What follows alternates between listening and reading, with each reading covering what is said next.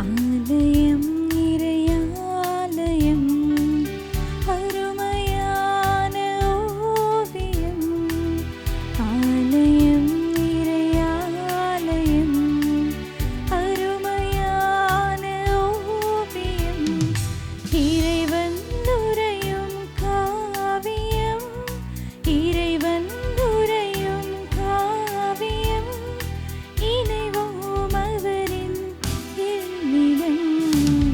ஆலயம் இறையாலயம் அருமையான ஓவியம். தந்தை மகன் தூயாவியானவரின் பெயராலே ஆமென். நம் தந்தையாகிய கடவுளிடமிருந்தும் ஆண்டவராகிய இயேசு கிறிஸ்துவிடமிருந்தும் அருளும் அமைதியும் உங்களோடு என்றும் இருப்பதாக. உம் ஆன்மாவோடும் இருப்பதாக. அன்று உறவுகளே, தூய மறை நிகழ்வுகளை கொண்டாட நாம் தகுதி பெறும் பொருட்டு நம்முடைய பாவங்கள் பலவீனங்களை ஏற்றுக்கொள்வோம். எல்லாம் வல்ல இறைவனிடமும் சகோதர சகோதரிகளே, உங்களிடமும் நான் பாவியினை ஏற்றுக்கொள்கின்றேன். ஏனெனில் என் சிந்தனையாலும் சொல்லாலும் செயலாலும் கடமையில் தவறியதாலும் பாவங்கள் பல செய்தேன். என் பாவமே, என் பாவமே, என் பெரும் பாவமே. ஆகையால் எப்போதும் கன்னியான புனித மரியாவையும் வானதூதர் புனிதர் அனைவரையும் சகோதர சகோதரிகளே உங்களையும் நம் இறைவனாகிய ஆண்டவரிடம் எனக்காக வேண்டிக் கொள்ள மன்றாடுகின்றேன். எல்லாம் வல்ல இறைவன் நம் மீது இரக்கம் வைத்து நம் பாவங்களை எல்லாம் மன்னித்து நம்மை நிலை வாழ்வுக்கு அழைத்துச் செல்வாராக. ஆமென்.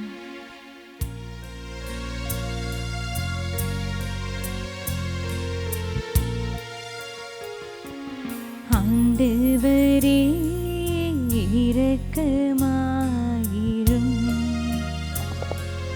ஆண்டவரே இரக்கமாயிரும். கிறிஸ்துவே இரக்கமாயிரும். கிறிஸ்துவே இரக்கமாயிரும். ஆண்டவரே இரக்கமாயிரும். ஆண்டவரே இரக்கமாயிரும். மன்றாடுவோமாக. ஆண்டவரே, நீர் உளம் கனிந்து உம் பிள்ளைகளாகிய எங்களில் உம் அருள் கொடைகளை பெருகச் செய்தருளும். இவ்வாறு நம்பிக்கை, எதிர்நோக்கு, அன்பு ஆகியவற்றால் நாங்கள் பற்றி எறிந்து உம் கட்டளைகளை விழிப்புடனும் ஆர்வத்துடனும் கடைபிடிக்க செய்தருள்வீராக. எங்கள் ஆண்டவர் ஆகிய இயேசு கிறிஸ்து வழியாக உம்மை மன்றாடுகின்றோம்.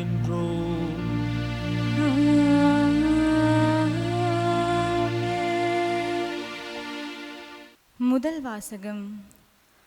மக்கள் அனைவருக்கும் முன்பாக ஆண்டவர் சீனாய் மலை மேல் இறங்கி வருவார். விடுதலை பயண நூலிலிருந்து வாசகம்.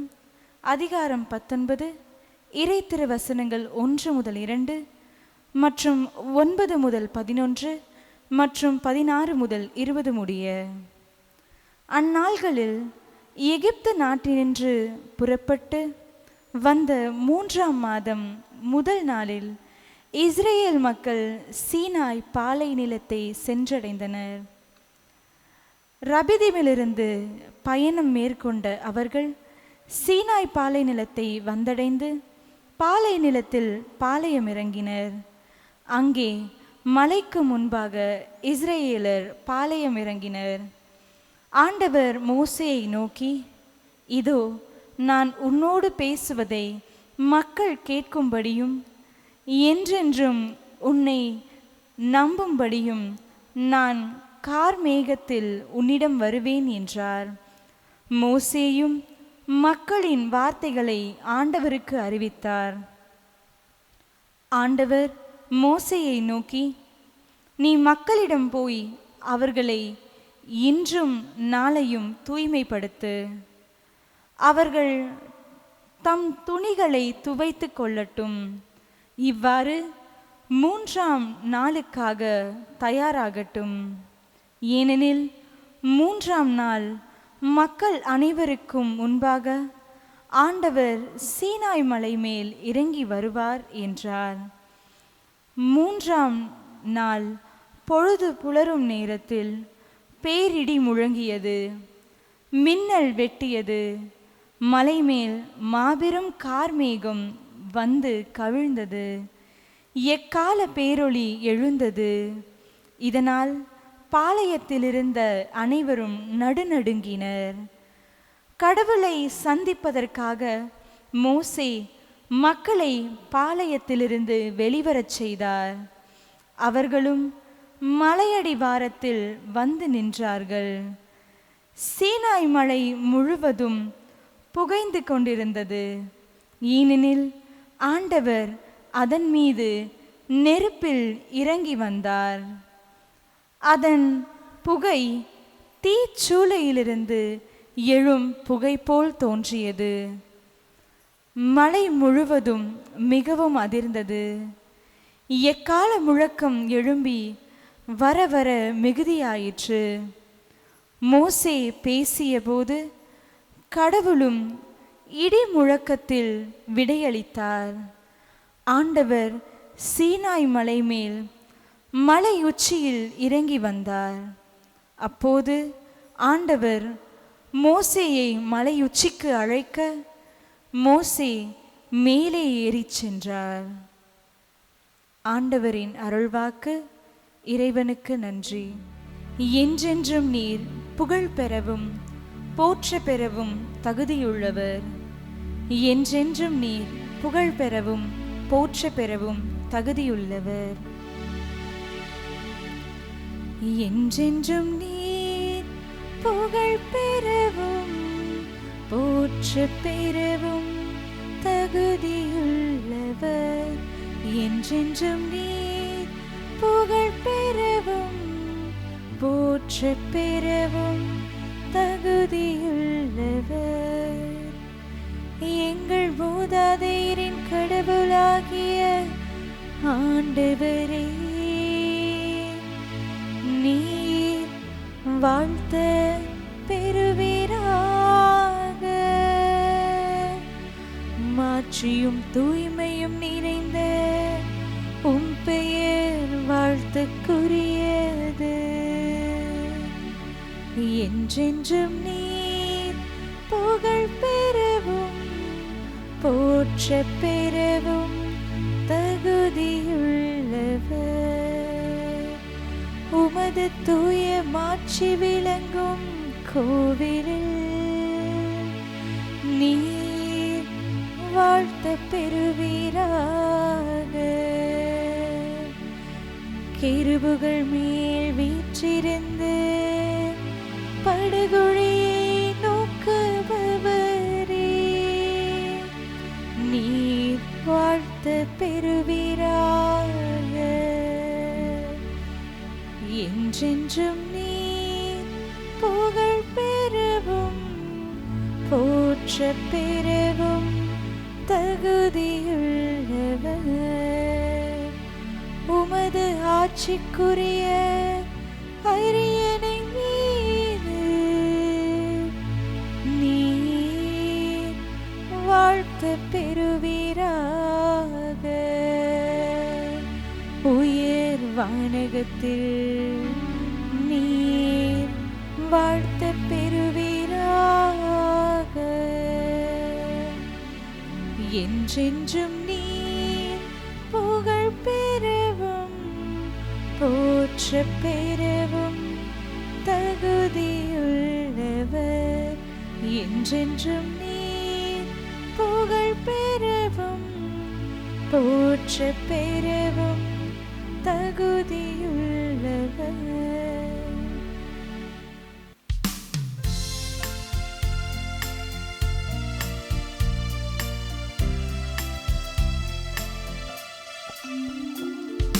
அல்லேலூயா அல்லேலூயா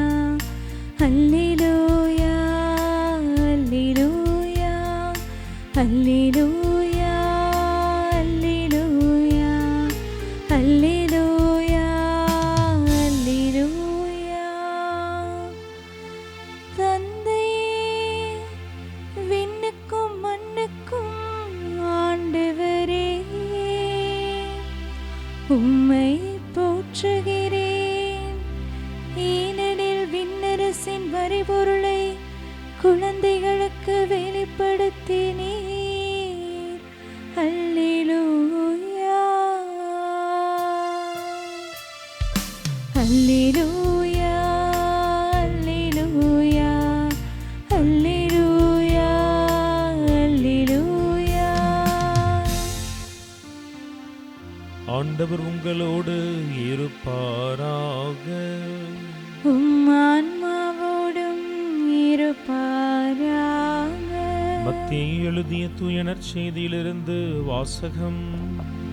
ஆண்டவரே, மாட்சி உமக்கே. அக்காலத்தில் சீடர்கள் இயேசுவின் அருகே வந்து, ஏன் அவர்களோடு ஓமைகள் வாயிலாக பேசுகின்றீர் என்று கேட்டார்கள். அதற்கு இயேசு அவர்களிடம் மறுமொழியாக கூறியது, விண்ணரசின் மறைபொருளை அறிய உங்களுக்கு கொடுத்து வைத்திருக்கிறது, அவர்களுக்கோ கொடுத்து வைக்கவில்லை. உள்ளவருக்கு கொடுக்கப்படும், அவர் நிறைவாக பெறுவார். மாறாக இல்லாதவரிடமிருந்து உள்ளதும் எடுக்கப்படும். அவர்கள் கண்டும் காண்பதில்லை, கேட்டும் கேட்பதில்லை, புரிந்து கொள்வதுமில்லை. இதனால் தான் நான் அவர்களோடு ஊமைகள் வாயிலாக பேசுகிறேன். இவ்வாறு ஏசாயாவின் பின்வரும் இறைவாக்கு அவர்களிடம் நிறைவேறுகிறது. நீங்கள் உங்கள் காதால் தொடர்ந்து கேட்டும் கருத்தில் கொள்ளவில்லை, உங்கள் கண்களால் பார்த்து கொண்டே இருந்தும் உணர்வதில்லை.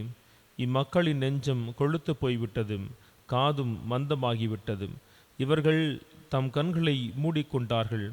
எனவே கண்ணால் காணாமலும் காதால் கேளாமலும் உள்ளத்தால் உணராமலும் மனம் மாறாமலும் இருக்கின்றார்கள். நானும் அவர்களை குணமாக்காமல் இருக்கிறேன். உங்கள் கண்களோ பேறு பெற்றவை, ஏனெனில் அவை காண்கின்றன. உங்கள் காதுகளும் பேறு பெற்றவை, ஏனெனில் அவை கேட்கின்றன. நான் உறுதியாக உங்களுக்கு சொல்கிறேன், பல இறைவாக்கினர்களும் நேர்மையாளர்களும் நீங்கள் காண்பவற்றை காண ஆவல் கொண்டிருந்தார்கள், ஆனால் அவர்கள் காணவில்லை. நீங்கள் கேட்பவற்றை கேட்க விரும்பினார்கள், ஆனால் அவர்கள் கேட்கவில்லை என்றார்.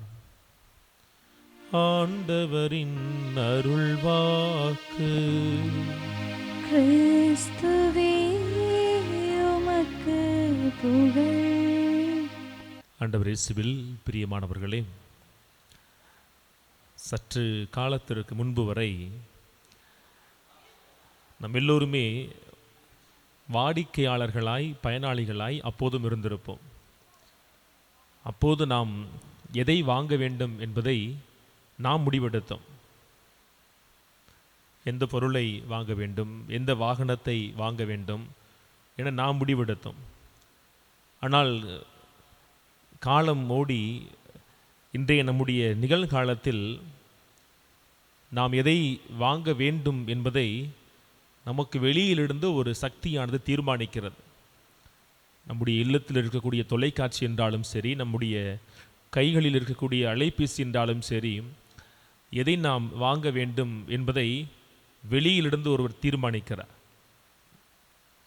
தொடர்ச்சியாக வருகிற விளம்பரங்கள், தொடர்ச்சியாக கொடுக்கப்படுகிற விளம்பரங்கள், இது எல்லாமே நமக்கு தேவை இல்லை என்றாலும் கூட தேவை இருப்பது போல ஒரு உணர்வை கொடுத்து அதை நாம் ஏன் வாங்காமல் இருக்கிறோம், அதை போய் வாங்கி நம்ம வீட்டில் வச்சுக்கலாமேன்னு சொல்லி வெளியிலிருந்து ஒரு சக்தி நம்மை இந்த காலகட்டத்திலே அது நம்மீது ஆதிக்கம் செலுத்துது.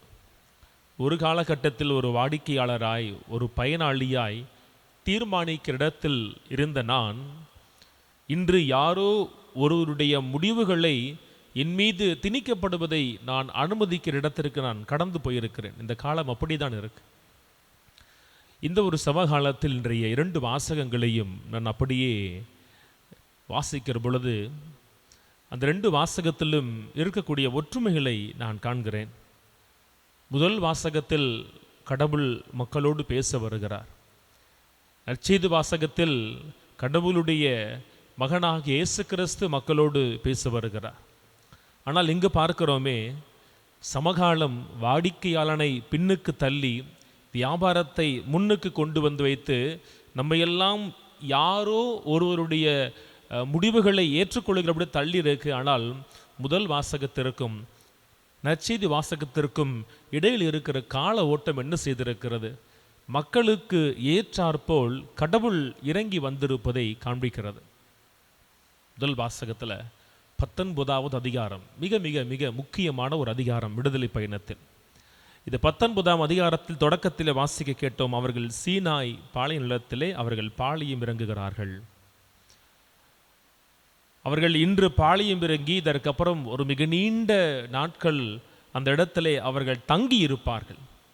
மீண்டுமாய் தங்களுடைய பயணத்தை அவர்கள் கானானை நோக்கி துவங்குவதற்கு முன்னால் இந்த சீனாய் பாளை நிலத்திலே கடவுளுடைய மழைக்கு முன்னால் அவர்கள் நெடுநாட்கள் தங்கி இருப்பார்கள்.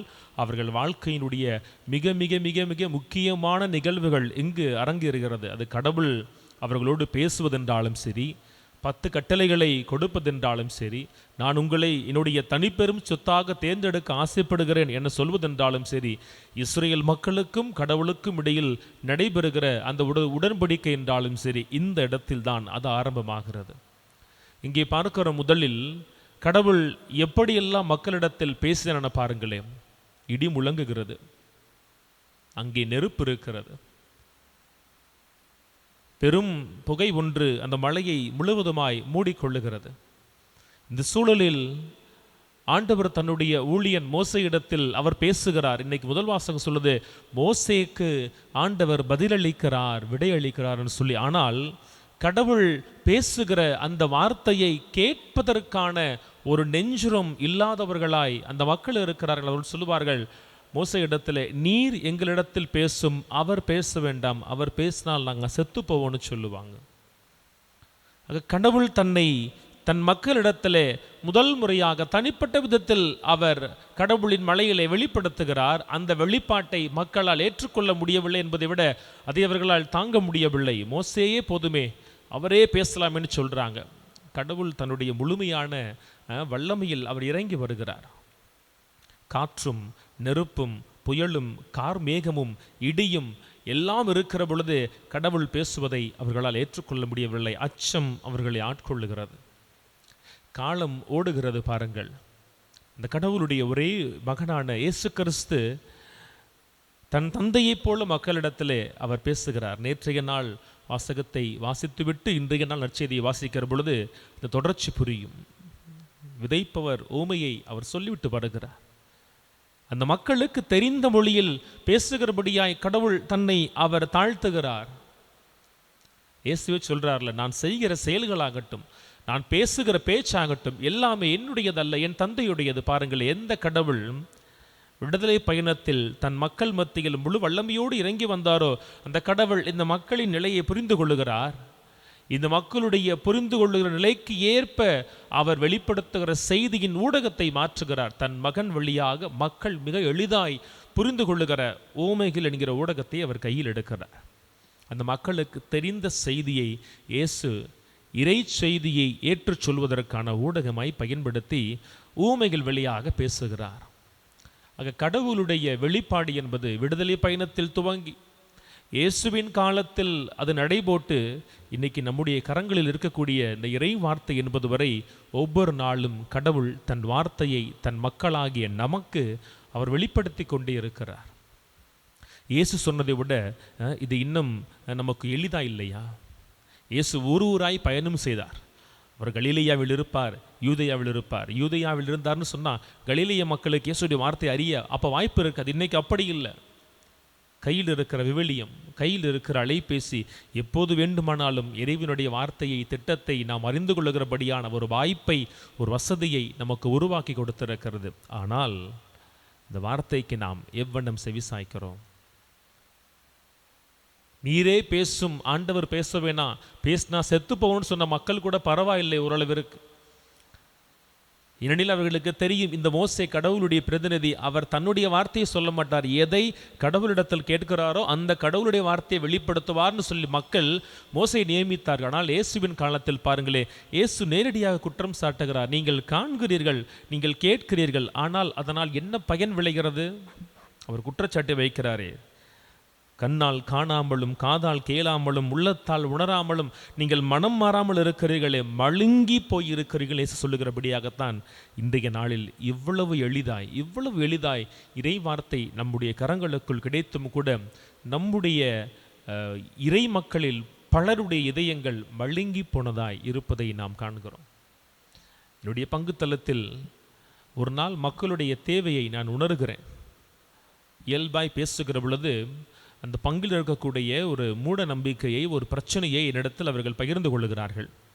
அந்த பிரச்சனையை வைத்து ஒரு நாள் கண்டிப்பாக இறைவார்த்தை பகிர்வை கொடுக்க வேண்டும், அந்த மக்களுக்கு ஒரு தெளிவை தர வேண்டும் என சொல்லி நான் இறை வார்த்தையை தேர்ந்தெடுத்து அந்த இறை வார்த்தையின் ஒளியில் அந்த மக்கள் மத்தியில் இருக்கக்கூடிய மூட நம்பிக்கையை அகற்றுவதற்காய் யாவே இறைவன் ஆண்டவராக இயேசு கிறிஸ்து வழி நடத்துகிற ஆவியானவர் தான் உண்மையானவர், அவர் நம் சார்பாக இருக்கிற பொழுது நமக்கு எதிராக யார் இருக்க முடியும்னு சொல்லி அவர்களிடத்திலே மறையுரை ஆற்றிவிட்டு அதே நாள் மீண்டும் மாலையில் ஒருவரிடத்தில் பேசுகிற பொழுது அவர் சொன்னார், ஃபாதர் நீங்கள் கத்தி சொன்னீங்க, ஆனால் அந்த ஒரு நகைச்சுவையில் வரும் பார்த்தீங்களா, வடிவேல் சொல்லுவாள் அண்ணனுக்கு ஒரு ஊத்தா பண்ணுற மாதிரி அவங்க வெளியே வந்து ரொம்ப சிம்பிளாக முடிச்சிட்டாங்க ஃபாதர், அதெல்லாம் அப்படி தான் இருக்கும், நம்ம அதை ஏற்றுக்கணும்னு சொல்லி.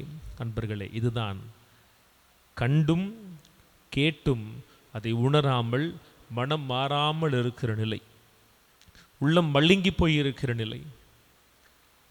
இஸ்ரேல் மக்களுக்கு கடவுள் தன்னை வெளிப்படுத்தினார், ஆனால் அந்த மக்கள் ஒவ்வொரு சோதனையிலும் மோசேயையும் கடவுளையும் அவர்கள் பழித்து பேசினார்கள், கடவுளுக்கு எதிராய் பயணப்பட்டார்கள். இயேசு கிறிஸ்து கண்ணுக்கு தெரியாத கடவுளை மக்களுடைய கண்களுக்கு முன்னால் கொண்டு வந்து நிறுத்தினார். அவருக்கு எந்த விதமான ஆடம்பரமும் தேவைப்படவில்லை. காற்றும் மழையும் நெருப்பும் புயலும் இடியும் பேரிரைச்சலும் எக்கால ஒளியும் தேவைப்படவில்லை. மக்களோடு மக்களாக இருந்து கடவுளுடைய திட்டத்தை வெளிப்படுத்தினார். ஆனால் அப்பொழுது மக்கள் அவரை குறை சொன்னார்கள். அவர் விதைத்து விதை பல சமயங்களில் வழியோரமும் பாறையிலும் முள்ளிலும் விழுந்த விதை போல விழுந்தது, நல்ல நிலத்தில் வெகு குறைவாகவே விழுந்தது. இன்றைய காலகட்டத்தில் பார்க்கிறோம், இறை வார்த்தை எவ்வளவு ஆழமாய் எவ்வளவு அதிகமாய் இது இன்றைய காலகட்டத்தில் அறிவிக்கப்படுகிறது. இன்னைக்கு இறை வார்த்தைக்கு பஞ்சன்னு சொல்ல முடியுமா? ஒரு காலகட்டத்தில் பங்கு ஆலயங்கள் இல்லாத பொழுது எப்படா பங்குசாமியார் வருவார் ஒரு பூசருக்குன்னு காத்து கிடப்போம். அதுக்கப்புறம் கோவிலுக்குள்ள வந்தப்ப பங்குசாமியார் இல்லாட்டி பரவாயில்ல ஜெபத்தை சொல்லுவோம், நவனால சொல்லுவோன்னு சொல்லுவோம். இன்னைக்கு அப்படி கிடையாது. ஒவ்வொரு தனிப்பட்ட நபருடைய கரங்களுக்குள்ளும் ஒரு நாளில் நீங்கள் எந்த திருப்பலி பார்க்க வேண்டும், எந்த மறையுரையை கேட்க வேண்டும், எந்த உங்களுக்கு விவிலிய வார்த்தைக்கு அர்த்தம் தெரிய வேண்டும், எல்லாவற்றிற்குமான பதிலை ஒவ்வொரு நாளும் ஆயிரக்கணக்கில் லட்சக்கணக்கான இணையவழி ஊழியர்கள் செய்து கொண்டே இருக்கிறார்கள். ஆனால் இந்த வார்த்தைகள் நம்மில் ஏற்படுத்துகிற தாக்கம் என்பது என்ன? ஒரு இறை வார்த்தை ஊழியனாய் அதை உங்களோடு என்னால் முழுமையாய் பகிர்ந்து கொள்ள முடியும். அன்பர்களை, எவ்வளவுதான் இறை வார்த்தையை எடுத்து சொன்னாலும் எடுத்து விதைத்தாலும் இன்றைய நாளில் இயேசு சொல்லுவது போல பலர் ஏதோ ஒரு காட்சியை காண்பது போல திருப்பலியை அவர்கள் காண்கிறார்கள், ஒரு சடங்கை போல காண்கிறார்கள். மணிக்கணக்கில் மறையுரைகள் ஆற்றினாலும் மணிக்கணக்கில் ஜெபக்கூட்டங்கள் வைத்தாலும் அந்த வார்த்தைகள் எல்லாம் அவர்களுக்குள் நல்ல நிலத்தில் விழுவது போல அல்ல, அது முள்ளிலும் அது வழியிலும் விழுவது போல அது கடந்து செல்லுகிறது. இந்த மக்களுடைய வாழ்க்கையை காண்கிற பொழுது சென்று வாருங்கள், திருப்பலி முடிந்தது என அவர்களை அனுப்பினோம் என சொன்னால் மீண்டுமாய் கோயிலுக்கு வெளியே போய் செருப்பை போடுகிற பொழுது தங்கள் பழைய வாழ்க்கையும் அவர்கள் போட்டுக்கொள்கிறார்கள். அவர்கள் உள்ளம் மழுங்கி இருக்கிறது. இந்த வார்த்தை கடவுள் சொல்றாங்க, இந்த வார்த்தை உயிர் உள்ளது, அது ஆற்றல் வாய்ந்தது, அது ரெண்டு பக்கமும் கூர்மையான, எந்த வாளிலும் கூர்மையானது.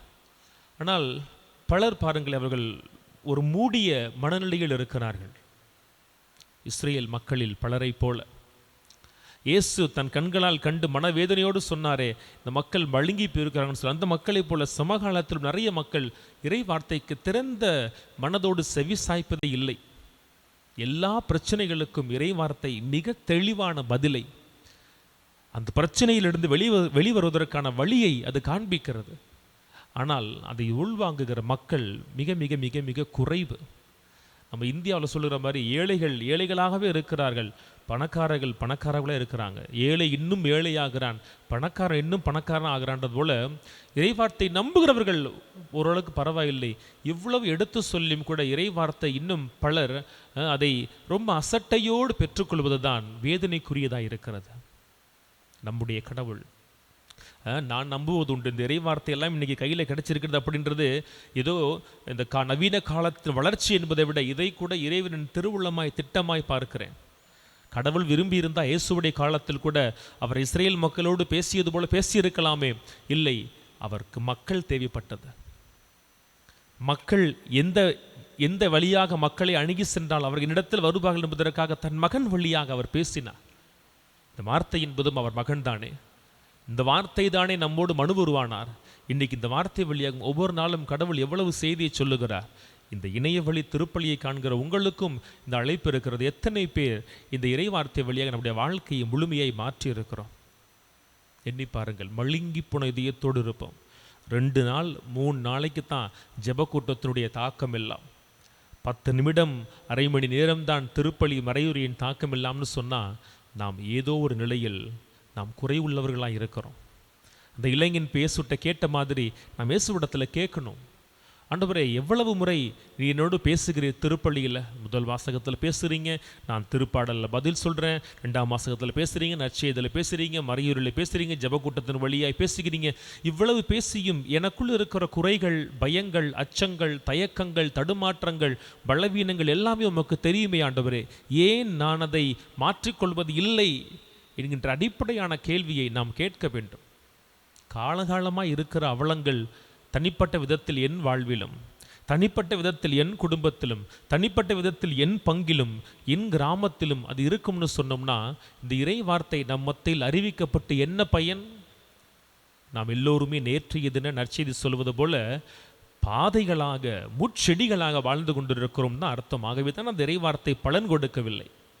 எப்பொழுது நாம் எல்லாவற்றையும் ஆண்டவரிடத்தில் ஒப்படைச்சிட்டு, ஆண்டவரே எனக்கு ஒன்றும் தெரியாது ஆண்டவரே, நீர் என்னை முழுமையாய் இயக்குவதற்கு நான் என்னையே உமக்கு அர்ப்பணிக்கிறேன்னு சொல்லி நம் கடவுளுக்கு முன்னால் சரணாகதி ஆகிறோமோ, அப்பொழுது தான் இந்த இறை வார்த்தை நமக்குள் அது முழு வல்லமையோடு செயல்படும்.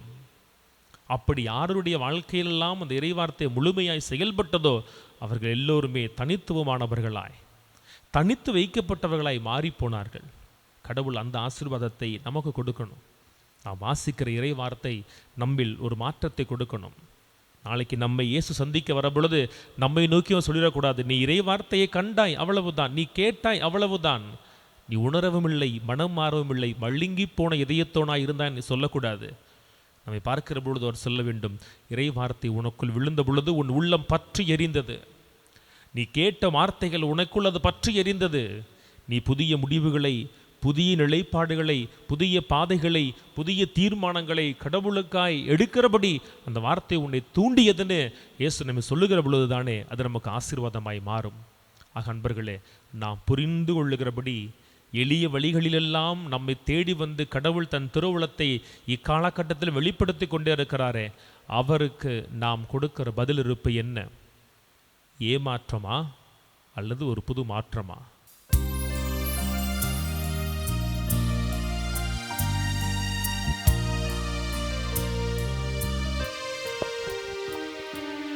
நானே நீ தந்த காணிக்கை, இதை நான் தருவேன் காணிக்கை. நானே நீ தந்த காணிக்கை, இதை நான் தருவேன் காணிக்கை. எனதெல்லாம் உமதன்றோ, உமதுருவாக உவந்தளித்தேன். எனதெல்லாம் உனதன்றோ, உனதுருவாக உவந்தளித்தேன். ஏற்பாய் என்னை, ஏற்பாய் உன் கரங்களில் என்னை பலியாக. ஏற்பாய் என்னை, ஏற்பாய் உன் கரங்களில் என்னை பலியாக. நானே நீ தந்த காணிக்கை, இதை நான் தருவேன் காணிக்கை. அன்பு உறவுகளே, உங்களுடையதும் என்னுடையதுமான இப்பலி எல்லாம் வல்ல வானக தந்தைக்கு ஏற்றதாகும்படி மன்றாடுவோமாக. ஆண்டவர் தமது பெயரின் புகழ்ச்சிக்காகவும் மாட்சிக்காகவும் நமது நன்மைக்காகவும் புனித திரு அவை அனைத்து நலனுக்காகவும் உமது கையிலிருந்து இப்பலியை ஏற்றுக்கொள்வாராக. இறைவா, பழைய ஏற்பாட்டு பல்வேறு பலிகள் உம் திருமகனின் நிறைவான ஒரே பலியில் முழுமை பெறச் செய்தீர். ஆபேலின் காணிக்கைகள் மீது ஆசி வழங்கி புனிதப்படுத்தியது போல உமது மாட்சியின் மேன்மைக்காக இறைப்பற்றுள்ள உம் அடியார்கள் ஒவ்வொருவரும் செலுத்தும் பலியை ஏற்றும் அது அனைவரின் மீட்புக்கும் பயன்பட செய்தொள்வீராக. எங்கள் ஆண்டவராகிய இயேசு கிறிஸ்து வழியாக உம்மை மன்றாடுகிறோம். ஆமென். ஆண்டவர் உங்களோடு இருப்பாராக. உம் ஆன்மாவோடும் இருப்பாராக. இதயங்களை மேலே எழுப்புங்கள். ஆண்டவரிடம் எழுப்பியுள்ளோம். நம் இறைவனாகிய ஆண்டவருக்கு நன்றி கூறுவோம். அது தகுதியும் நீதியுமானது. ஆண்டவரே, தூயவரே, என்றென்றும் உள்ளவரே, எங்கள் மீட்பராம் கிறிஸ்து வழியாக நாங்கள் உமக்கு நன்றி பலி செலுத்துவதும் மெய்யாகவே தகுதியும் நீதியுமாகும், எங்கள் கடமையும் மீட்புக்குரிய செயலுமாகும்.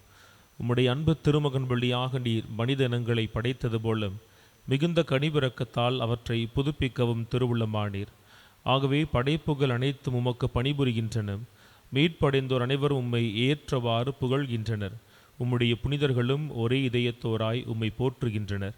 எனவே வானதூதர் அனைவரோடும் சேர்ந்து நாங்களும் உம்மை கொண்டாடி மகிழ்வுடன் எப்போதும் அறிக்கையிட்டு சொல்வதாவது: தூயவர், தூயவர், தூயவர், வான் படைகளின் கடவுளாம் ஆண்டவர். விண்ணகமும் மண்ணகமும் உமது மாட்சியால் நிறைந்துள்ளன. உன்னதங்களிலே ஓசன்னா. ஆண்டவர் பெயரால் வருகிறவர் ஆசி பெற்றவர். உன்னதங்களிலே ஓசன்னா. ஆண்டவரே, நீர் மெய்யாகவே தூயவர், தூய்மை அனைத்துக்கும் ஊற்றும். ஆகவே உம்முடைய ஆவியை பொழிந்து இக்காணிக்கைகளை தூய்மைப்படுத்த வேண்டுகிறோம். இவ்வாறு எங்கள் ஆண்டவர் இயேசு கிறிஸ்துவின் உடலும் இரத்தமுமாக எங்களுக்கு இவை மாறுபனவாகும். அவர் பாடுபட உளம் கனிந்து தம்மை கையளித்த போதும் அப்பத்தை எடுத்து நன்றி செலுத்தி அதை பிட்டு தம் சீடர்களுக்கு வழங்கி அவர் கூறியதாவது: அனைவரும் இதிலிருந்து பெற்று உண்ணுங்கள், ஏனெனில் இது உங்களுக்காக கையளிக்கப்படும் என் உடல்.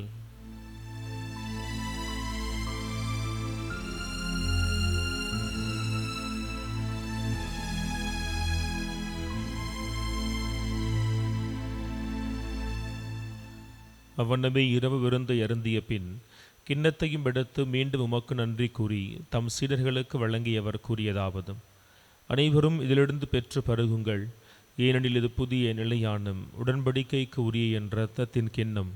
இது பாவ மன்னிப்புக்கென்று உங்களுக்காகவும் பலருக்காகவும் சிந்தப்படும். இதை நினைவாக செய்யுங்கள்.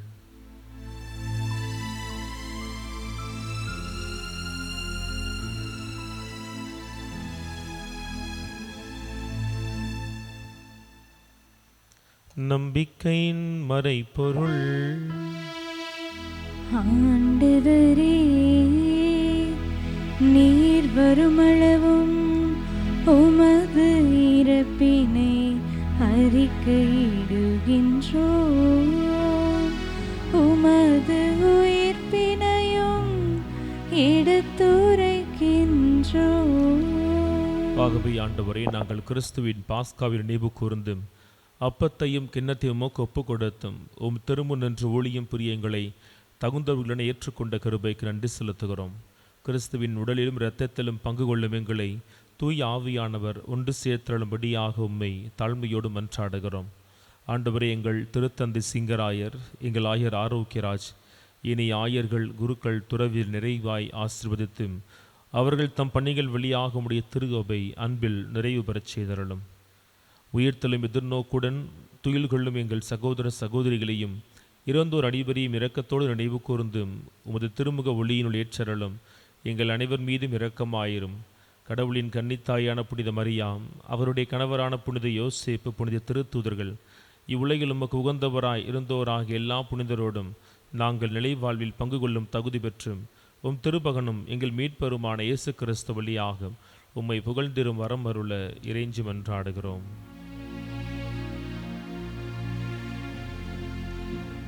இவர் வழியாக இவரோடு இவரில் எல்லாம் வல்ல இறைவனாகிய தந்தையே, தூய ஆவியாரின் ஒன்றிப்பில் எல்லா புகழும் ஆட்சியும் என்றென்றும் உமக்கு உரியதே.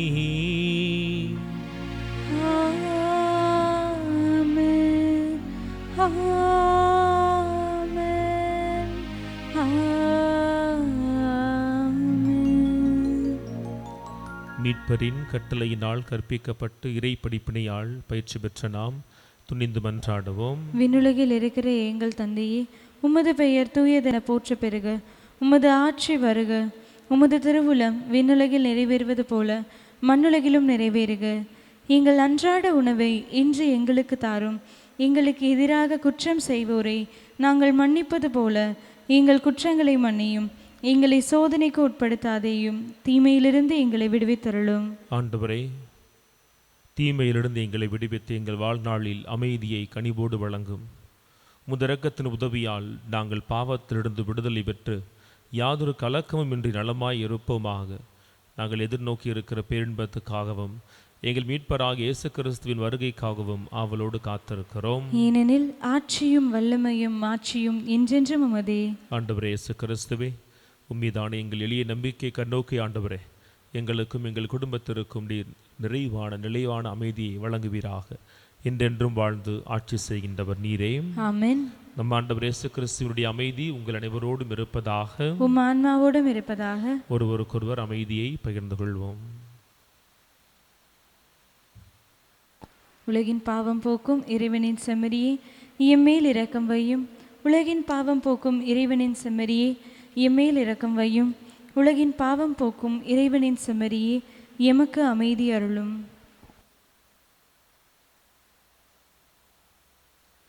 இது இறைவனின் செம்மறி. இன்றளவும் நம்மோடு பேசுகிற இறைவனுடைய தலைப்பேரானவர் திருவுடலாய் நமக்குள் எழுந்து வருகிறார். இவருடைய திருவிருந்துக்கு அழைக்கப்பட்ட நாம் அனைவரும் பேறு பெற்றவர்கள். ஆண்டவரே, நீர் என் இல்லத்தில் எழுந்தருள நான் தகுதியற்றவன். ஆனால் ஒரு வார்த்தை மட்டும் சொல்லியருளும், எனது ஆன்மா நலமடையும்.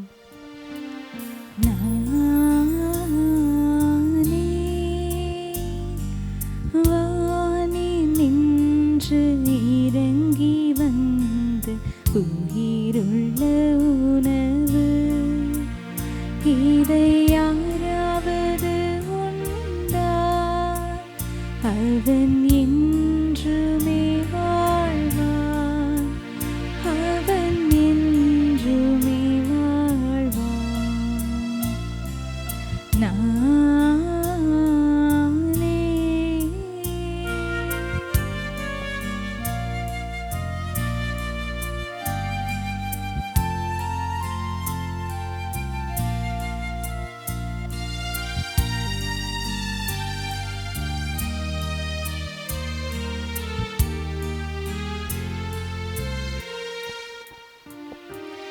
அழிந்து போகும் உணவிற்காக உழைத்திட வேண்டாம்.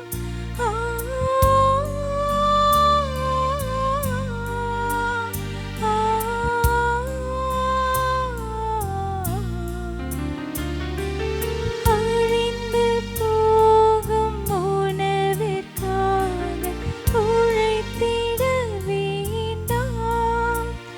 என்றும் அழிந்திராத வாழ்வு கொடுக்கும் உணவிற்கே உழைப்பேன். நானே வானி நின்று இறங்கி வந்து உயிருள்ள உணவு இதை யாராவது உண்டால் அவர் என்றுமே வாழ்வார். அவர் என்றுமே வாழ்வார்.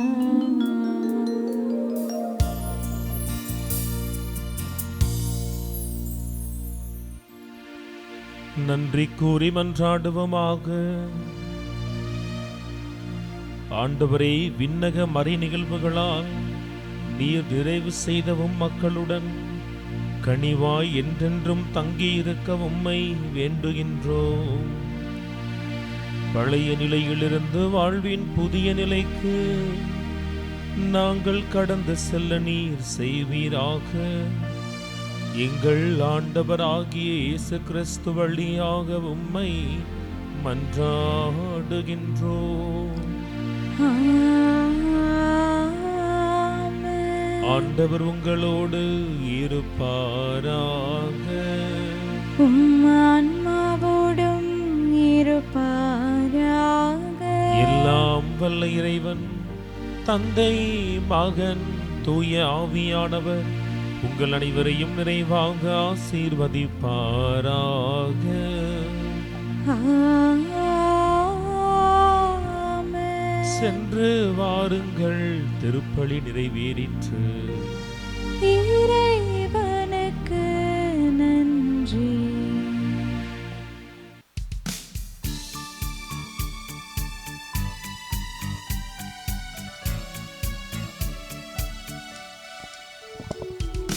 குழந்தையுருவில் வந்த இயேசு நம் குறைகள் தீர்த்து வைப்பார்.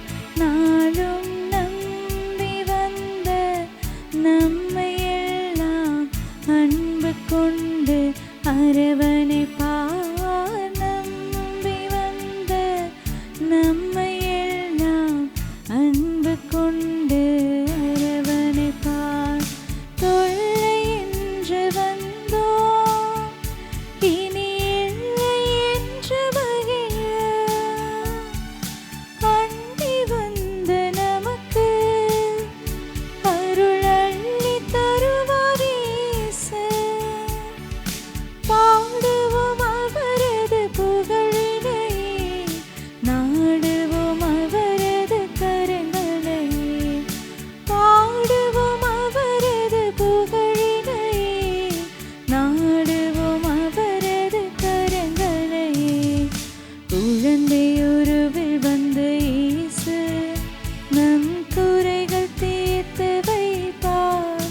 நாளும் நம்பி வந்த நம்மை எல்லாம் அன்பு கொண்டு அரவணைப்பார். நம்பி வந்த நம்மை எல்லாம் அன்பு கொண்டு அரவணைப்பார். தந்தை, மகன், தூய ஆவியாரின் பெயராலே ஆமென்.